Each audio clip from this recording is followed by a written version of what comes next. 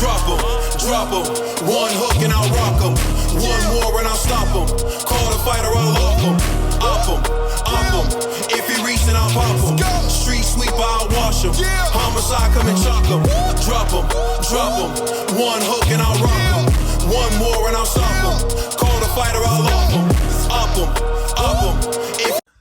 The next topic we're going to discuss on Boxing Bros is one that was popular online and one in which Jermaine Franklin agreed with. The question we're asking is, was Jermaine Franklin robbed? So the first thing I'm going to do is show you Jermaine Franklin's Twitter.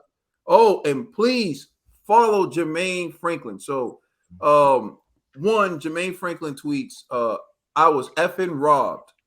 Total bullish decision. So that's what he tweeted after the fight. Now look at this. It got 3,469 likes. That's dope. But if we go back, oh man, what's up with this? He got like, he doesn't even have that many followers. He got like, there goes one of the Boxing Bros supporters right there. Let's go. Yeah, but he ain't got a blue check though. I think that's what I'm saying. Check, it's like, is that really him? You know what I mean? That's what I'm saying. Hold on. They go Irish Boxing Bro and Yellow Claws, two of the Boxing Bro supporter.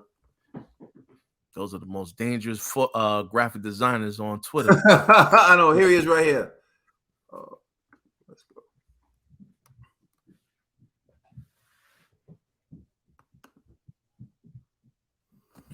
Like he does, as you can see, he has 1,923 followers, and that's actually gone up by like 600 since his fight with Dillian.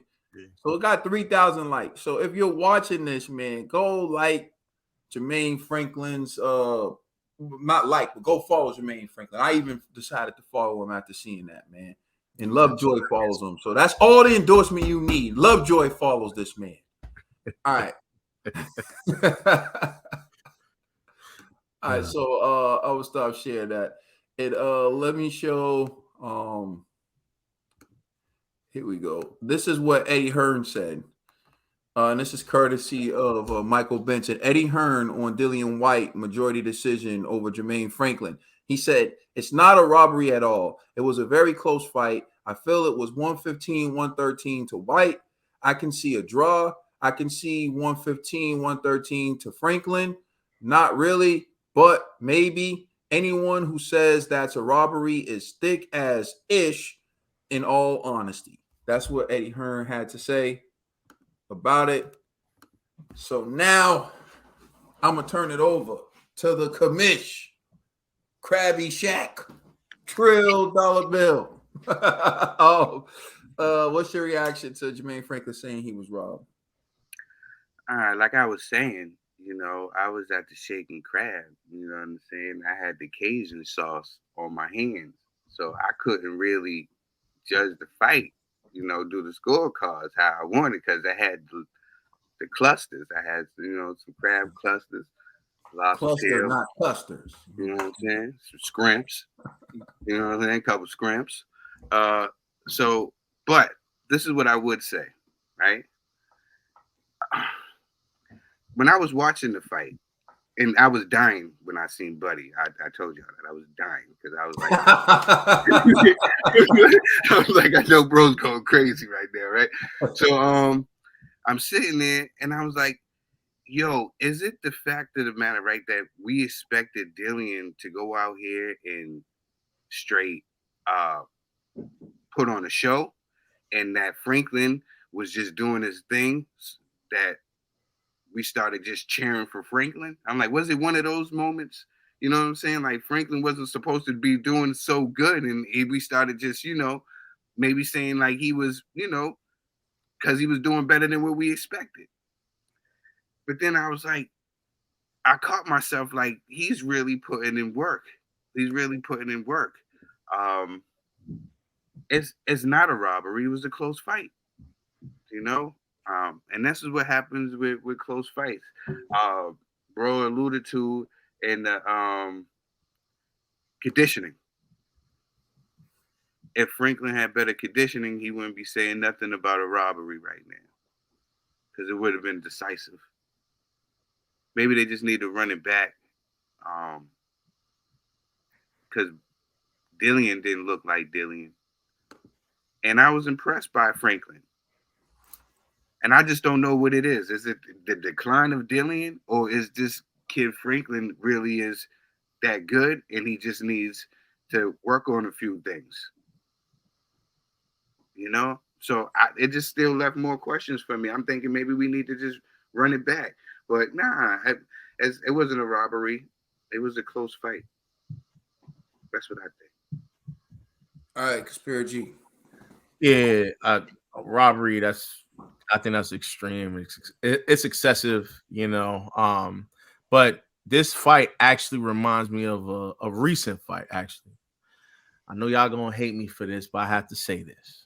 It reminds me of Andy Ruiz versus Chris Arreola, where, you know, kind of like what Trill was just saying, where it's like you're thinking it's supposed to be a showcase for like Dillian, and then Franklin out of nowhere is like impressive, and you're like, whoa, like I'm thinking you food, and next thing you know, you're winning rounds, and you're like, yo, this is really like a close fight, and you end up, you know, rooting for, you know, the guinea pig essentially. You know what I'm saying? Because he's in enemy territory, he has all the odds against him, and yet, you know, he's still putting on a great performance. Same thing with Chris Arreola against Andy Ruiz, where it's like Chris Arreola, like this old head, like nah, he's done for. And you know, he impressed me. And in that fight, I actually scored it for Chris Arreola over Andy Ruiz. This one, though, you know, I still have it Dillian White over Franklin by 1 point. But again, really, really close. So I agree with Eddie Hearn's assessment of the fight, you know. But like I didn't like how he was like, well, if you have Franklin winning, I guess. It's not like I guess. It was like really, really close. Like, look at your man David Hayes. David Hayes literally was like, yo, I'm not gonna hate on Dillian like that. Any round I could fish for a point for Dillian, I'm giving it to him. That's why hence he had 3 10-10 rounds. Like, let's just keep it 100. Like the judge who had it a draw, I had a few in there too. You see what I'm saying? So, like, and I'm not saying the judge or Dillian or David Hay is wrong for their assessment, because I kind of get it. However, that first round, I was just like, nah, bro, it's clear as day. Franklin won that round. I don't know what you're seeing, but like, I even have a 10-10 round on mine. That's how close it was for real. Like, there was certain rounds where it's like, all right, like one person will land like 3 punches, then immediately after the other person land 3 punches. You know what I mean? It was just like that type of back and forth situation. So it's like, how do you really score these type of really, really close rounds and stuff? So the criteria may change per round. You know, one round could be like, oh, that's clear damage, even though the other person may have landed more. You know, it's like, it just is what it is. So it's like what you prefer, right? So I'm not mad at how anybody scored it. But for anyone to say like it was a robbery, it doesn't make sense. And I understand Franklin's upset. Chris Arreola also was upset when he fought Ruiz and said the same thing. I was robbed. And it's just like, man, you just mad because you provided us with an entertaining fight. You won over the crowd, and yet you still lost. But that doesn't mean you got robbed. It just means you lost. But it's okay. There's victory even in defeat. You know, like I think Franklin, man, now I think when it comes to U.S. heavyweights, I think everyone's going to look at him with respect now. You know what I mean? So even though, you know, he's claiming it was a robbery, I think what him and his team should do is try to petition to get a rematch. If they can't get that rematch, I will probably do a campaign where Dillian shook, you know, kind of force Dillian Eddie's hand. You know what I'm saying? Because I'm telling you, man, this is good publicity for him. You know, like before this fight, he was an unknown commodity. You know, just like Andy Ruiz with Anthony Joshua. You know, and like that, these dudes could become stars, man. You know what I mean? But I will say this, Franklin, this should be a learning lesson. Especially in the heavyweight division, man. Don't leave it up to these damn judges. You should have took them out. You know what I mean? You had one round where you had hurt, and here comes Guillotine G. Huh? I said, here comes Guillotine G. I'm just saying. Listen, if you took his head off, this wouldn't have been a problem. You would have been the man in the UK. You know what I'm saying? Like, you would have been chilling right now in a hotel. Streets would have been talking. Feeding you biscuits and tea, son. You know what I'm saying? So it is what it is, man. You know, it isn't a robbery. Try to get that rematch, man, and salute to you. Man, was it a robbery? Was the 989 assassin robbed of a Dillian pack? Was he robbed of a Dillian pack? That's what we need to know. Look, man, I scored the fight for Jermaine Franklin. I thought he won, but that doesn't make it a robbery. If you scored a fight for Jermaine Franklin, does it make it a robbery? And I try to explain this all the time. With close fights, it's going to be that way because you saw it one way, someone else sees it another way. They're really, truly rounds that could go either way and are so close, it's hard for people to score. That leads to 10-10 rounds for some people who just feel like they can't make a decision. That leads to 10-9 rounds one way for someone who may have liked one person's work better, and or 10-9 round the other way for someone who appreciated the work of the other person.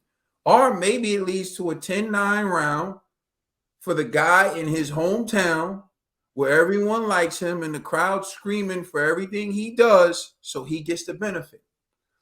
No one's coming at the UK. That's not what I'm doing. What I'm saying is there's clearly an advantage to being home, right? That's why they call it home court advantage. That's why you're saying you're fighting at home. The advantage of fighting at home is you tend to get the favor in a close fight, right? In a close game, right? In a close basketball game or football game, either football. It could be, you know, world football, American football, any football. In a close game, if you're home and the crowd is making noise to disrupt the communication between the other team, does that not benefit your team? It does. And if you're at home and the crowd is cheering and buzzing and going crazy every time one fighter lands a punch, that's like highlighting to the judge. Oh, and by the way, did you see that punch? Did you see that punch? That's like having someone over the judge's ear every time. Did you see that punch? Did you see that punch? That was a great punch, right? Even sometimes when they don't land, the person's still in the air. Like, you saw that though, right? That could have landed and hurt him though. Like, you feel me? That's what you got in a judge's ear every time they're watching a fight. So you're Jermaine Franklin, you're in a close fight. You did not win. I thought you won. But I don't think it's a robbery. But I will say Jermaine Franklin showed that he has a lot of talent. Like G said, he was faster than I thought. He was more elusive than I thought. He was well schooled in there. His attack was, he varied his attack. It wasn't predictable. He did a lot of great things in there. I take nothing away from Jermaine Franklin. But where Jermaine Franklin falls short is where a lot of other American heavyweights fall short, and that's conditioning. That's conditioning. To look at Jermaine Franklin's physique and to look at him and see what he did, it makes me wonder how great would he be if he lost some body fat.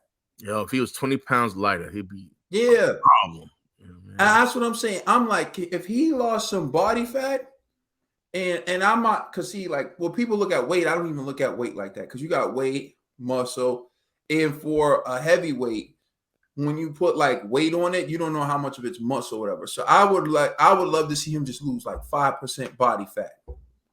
Right? Because also the thing with heavyweights is like when you lose weight and build muscle, it kind of, you know, it fluctuates and it hurts like the scale. So like it just become leaner. Just get leaner. Keep muscle. I don't want you to lose muscle. I just want you to get leaner and build on your conditioning. Because I'm telling you, Jermaine Franklin, if you would have done that, you would have had more stamina to turn those 10-10 rounds into definitive 10-9 rounds. You would have had more stamina to give Dillian Whyte a go in that 12th round and make it more difficult for him. Whereas when the bell sounded, it did look like Jermaine Franklin was lucky that it wasn't the 13th round. But for all those hopping on Dillian, like, oh, Jermaine Franklin was lucky there wasn't a 13th round. Dillian's lucky there wasn't a 13th round against Joseph Parker, but y'all don't say nothing about that. right? Y'all take that win. Yeah. So like, come on now. At the end of the day, this is boxing. Close fights cannot be robberies. I keep trying to tell people that this is the problem. This is why, Dillian White, did he get the benefit of the doubt? He did. He was at home. He's the one with the bigger name. He's the one who sold out the arena. He's the one who can potentially make a few millions of dollars fighting other people. So he did get the benefit of the doubt. You act like you don't know that going in, fam. Let's be real. We know that going in. You know that going in, fam. You know that. So did you think that Eddie Hearn was about to mess up the bag? Dillian White versus AJ2 because you won one more round than Dillian? No, you need to win 3 more rounds than Dillian. And even then, that may have been for a draw. Like you gotta come in there. Guillotine style, I told y'all. You gotta go in there knowing you gotta dominate. I've seen Floyd Mayweather dominate Canelo Alvarez and one judge still had it a draw. You know what I'm saying? Like, so you can't sit around and play. And even Canelo was like, when he heard a draw, like get the hell out of here. He knew that was BS. So when it comes to these scorecards, fam, you can't leave it in the hands of the judges. And you want to make it so definitive. I saw Lennox lose to Holyfield. I thought Lennox destroyed Holyfield. I thought it was a definitive victory. But somehow they called that fight a draw. Bro, you gotta take it. So when all said and done, it wasn't a robbery. I understand the frustration. You traveled. Dillian talked all that trash to you. You maintained your composure. You went in the ring. You did what you had to do. But when all said and done, man, it was a close fight. It could have gone either way. It didn't go your way. But I do think your stock went up in this fight. So you shouldn't be ashamed and you should be proud and just work harder next time. And this is first L too, man. So he's probably going to take it a little hard, That's true. You know, let us know how you feel in the comment section. Please like and subscribe. Check us out on Instagram and Twitter. And please check out our podcast on all major streaming services. We are the